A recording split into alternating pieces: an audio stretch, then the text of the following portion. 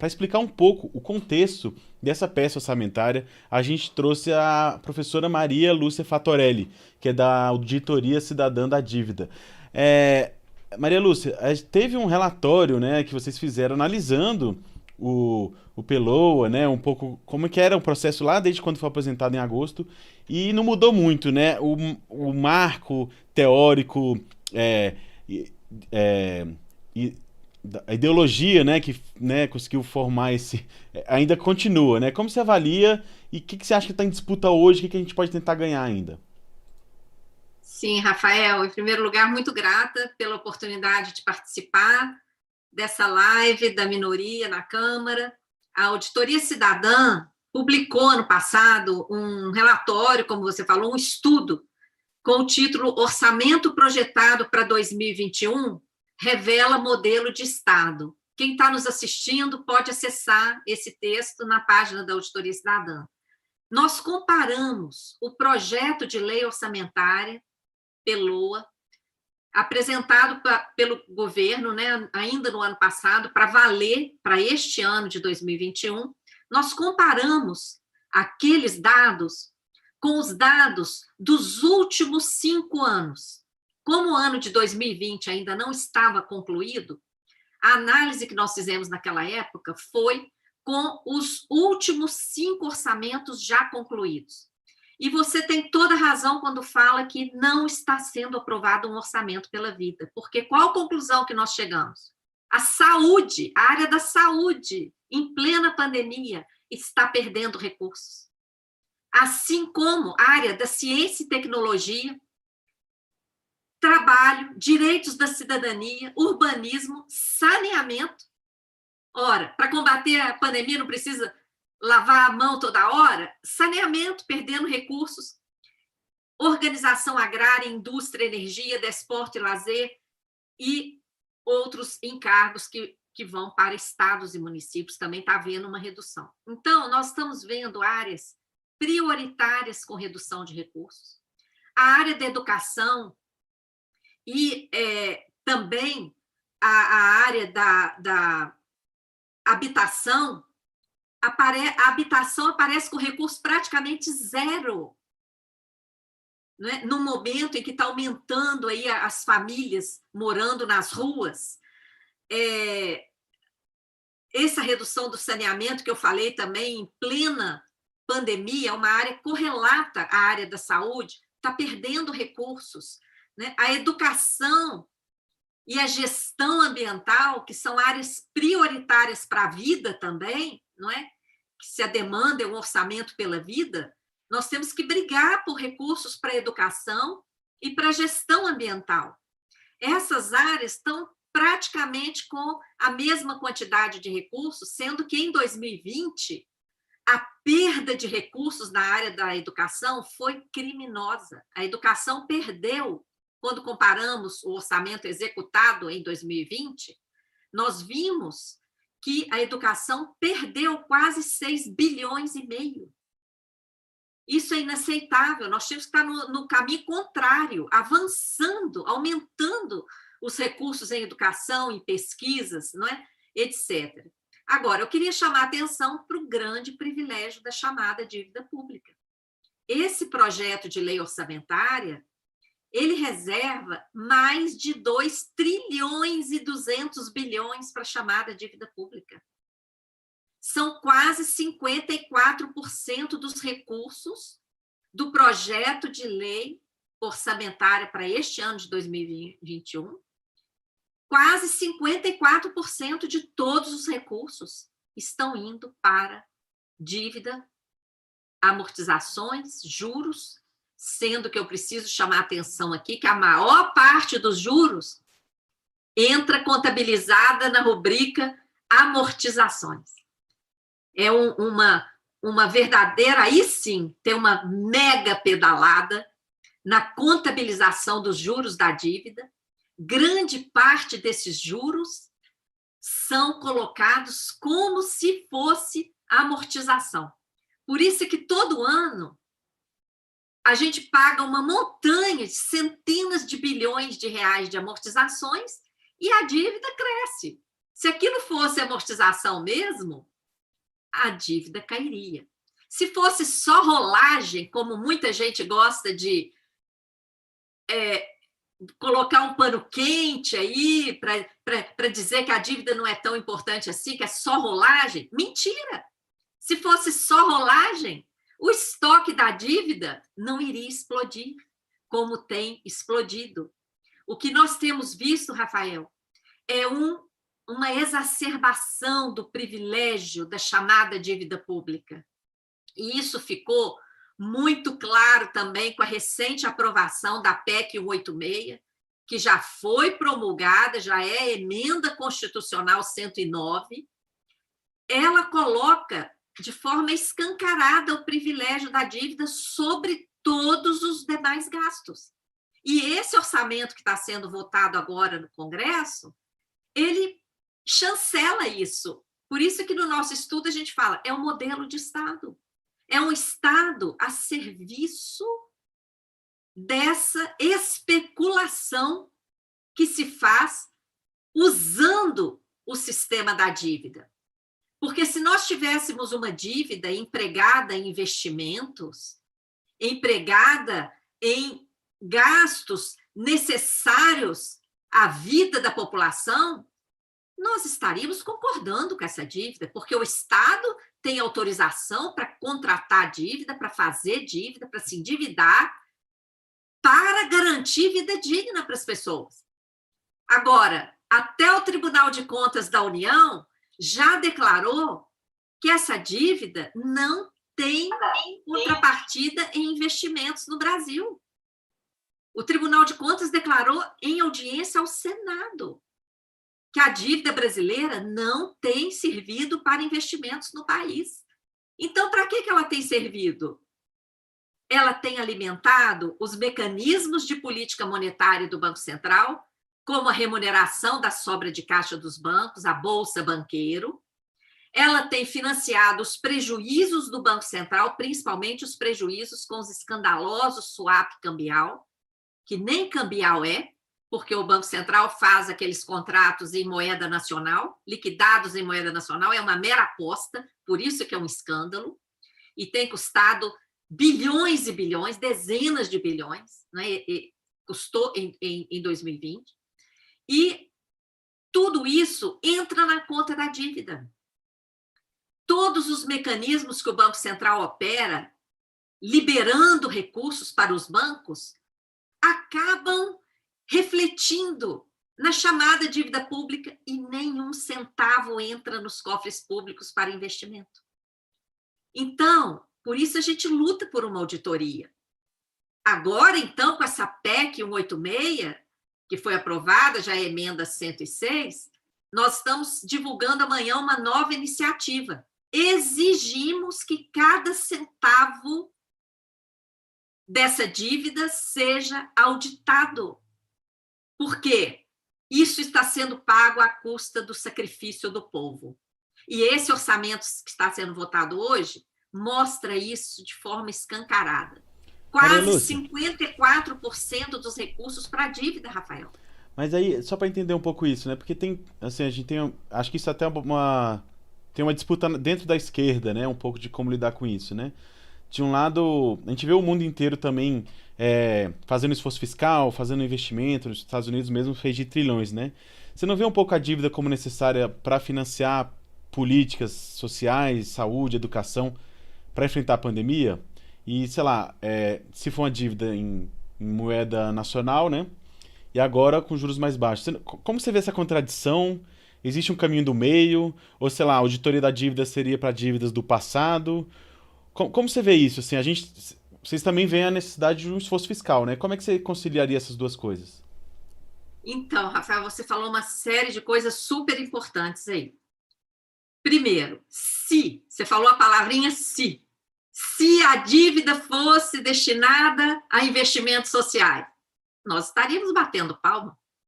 Mas o que está acontecendo aqui no Brasil? Recursos, tem até um artigo na nossa página, A Mentira do Déficit. O que nós provamos em procedimento de auditoria? de 2014 a 2020, 1 trilhão e 800 bilhões de recursos advindos de outras fontes, que não tem nada a ver com dívida, foram capturados e destinados a pagar dívida. 1 trilhão e 800 bilhões. No mesmo período, 900 bilhões de títulos emitidos foram destinados para pagar gastos sociais. Você prestou atenção nas cifras? 1 trilhão e 800, que poderia ter ido para a saúde, para a educação, para a assistência, para a previdência. O que fizeram com esse 1 trilhão e 800? Capturaram, pagaram dívida. Aí, emitiram 900 e pagaram gastos sociais. Quem não dá importância para a auditoria, embarca no que o governo divulga. Ele só divulga os 900 bi de dívida emitida para pagar gasto social. Ele esconde que o dobro de dinheiro que poderia ter sido destinado para gasto social foi capturado para pagar a dívida. Então, olha a importância da auditoria nesse ponto.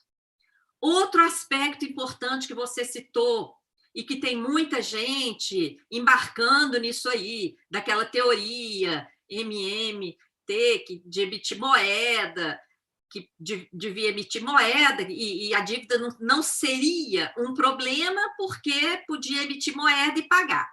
Bom, tem que combinar com o Banco Central, tá? O que nós assistimos em 2020? O próprio Banco Central aplicou uma série, um pacote de medidas. Isso está até a tabela, está no último artigo nosso sobre a PEC 186, que foi publicado pelo jornal Extra Classe.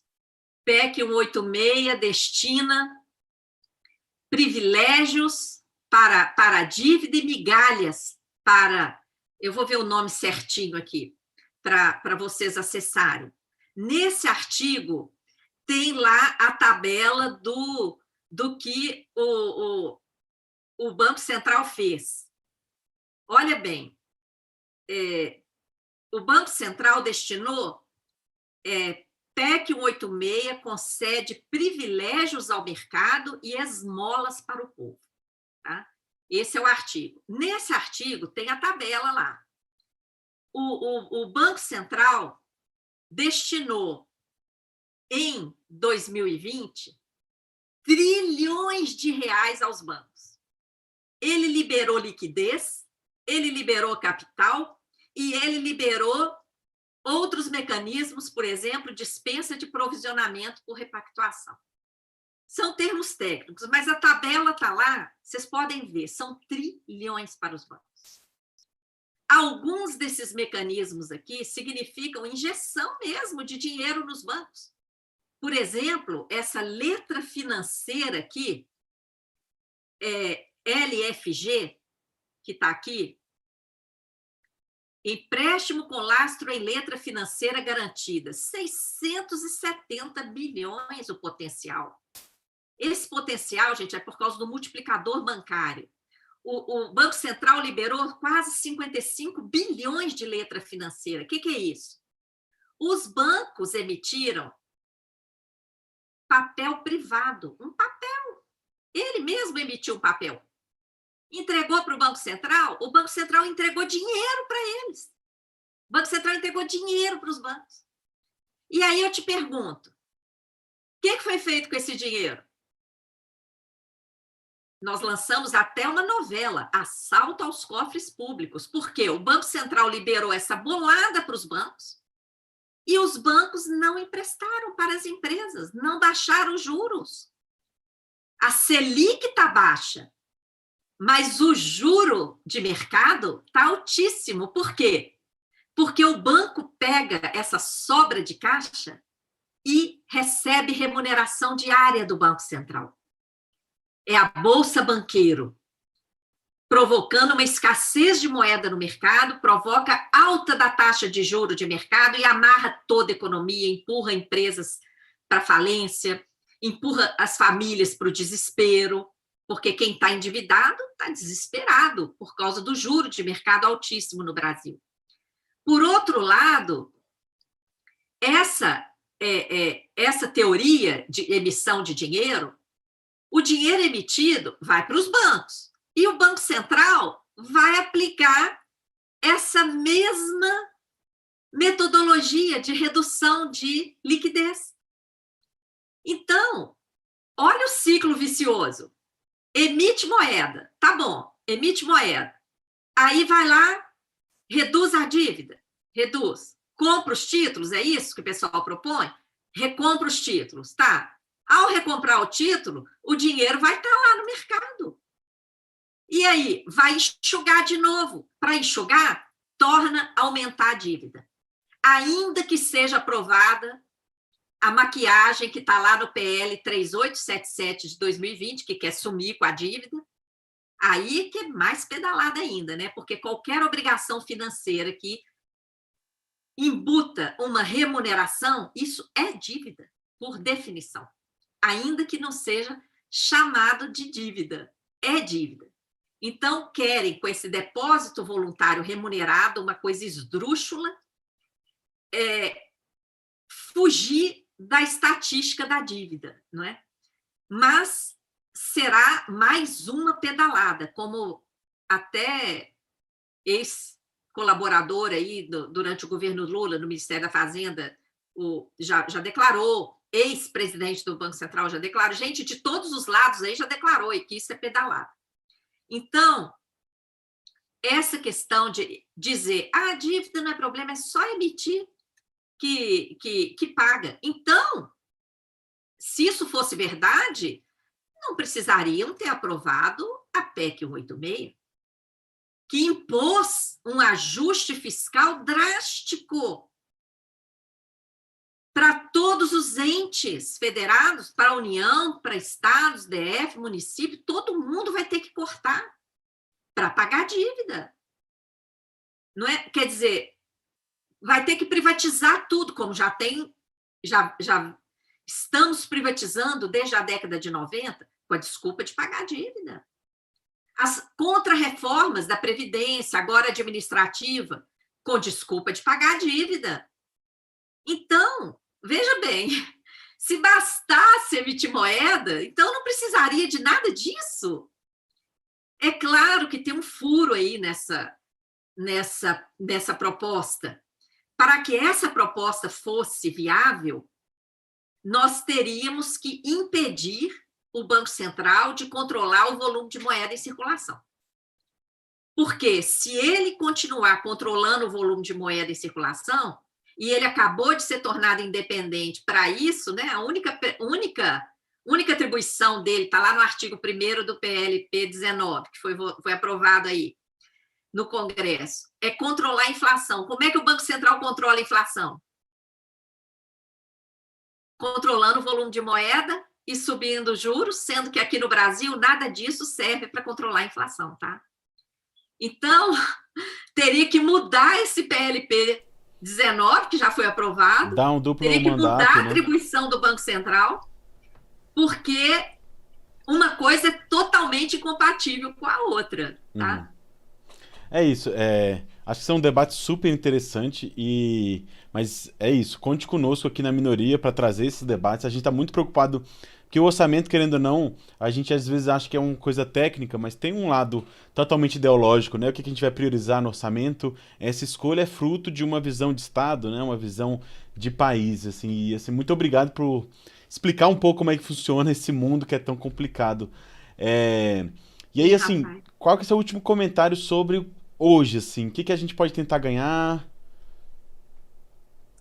Olha, nós conseguimos, em outros projetos de lei orçamentária, em 2015, 2016, inserir a obrigatoriedade de uma auditoria da dívida, com participação social, como foi aprovado no PELOA 2015, se eu não me engano, foi 2015, aprovado a auditoria com participação social, principalmente depois da promulgação da emenda 109, gente, que impôs um subteto. Se a gente já vem sofrendo com o teto de gastos com a emenda 95, agora com a emenda 109, nós teremos um arroxo maior ainda, mais grave ainda, uma recessão, um sacrifício social brutal. Para quê? Para sobrar mais dinheiro para pagar a dívida em todas as esferas. Então, que seja apresentada essa emenda, uma auditoria com participação social, como foi no Equador. Aberta a participação da sociedade civil. E por quê? É o que a gente está lançando amanhã. Cada centavo pago à dívida, Rafael, não pode ter dúvida em relação a isso. Tem que estar claro para quem pagou, quanto pagou, quando é que surgiu aquela obrigação, porque algumas obrigações já foram pagas várias vezes. E muita coisa que está sendo paga não é dívida. Está usurpando do instrumento de endividamento público. Estão enganando a população, como aquela jogada de 1.800 para cá e 900 para lá. E o governo só fala do 900. Tá? Então, a auditoria é fundamental. O princípio da transparência, da publicidade, quer dizer, o princípio da publicidade, que exige completa transparência dos atos do poder público, está lá na Constituição, está lá no artigo 37.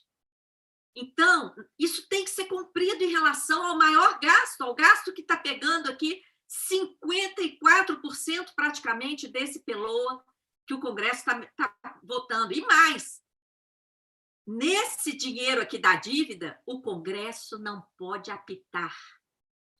Isso é que é o maior absurdo. A única coisa que o Congresso pode fazer em relação a esse 54% aqui da dívida é dizer que conta é essa. E para responder que conta é essa, a ferramenta é a auditoria. Mas não uma auditoria burocrática, uma auditoria integral, com participação social.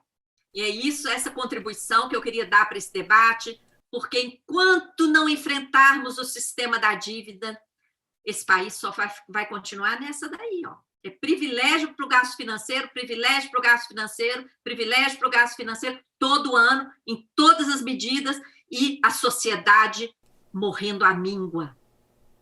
Não dá. Tem que virar esse jogo.